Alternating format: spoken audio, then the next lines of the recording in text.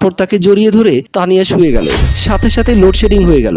অভি বলল, তুমি দাঁড়াও, আমি একটা মোমবাতি নিয়ে আসি। তানিয়া একা শুয়ে আছে বিছানায়। অভি চলে গেল। কয়েক সেকেন্ড পর অভি আবারও ফিরে আসলো। তানিয়া বলল, কি হলো, মোমবাতি আনুনি? অভি তার কানের কাছে ফিসফিসিয়ে বলল, মোমবাতির কি দরকার, আমরা যেটা করব সেটা অন্ধকারে আরো বেশি মজা। তারপর তারা রোমান্সে ডুব দিল। সকালে ঘুম ভাঙতেই তানিয়া খেয়াল করলো তার স্বামী কোথাও তাড়াহুড়ো করে চলে যাচ্ছে। সে জিজ্ঞেস করলো, কোথায় যাচ্ছ? একটা বড় পেমেন্ট আছে, সেটা আনতে যাচ্ছি, তুমি থাকো। অভি তাড়াহুড়ো করে বেরিয়ে চলে গেল।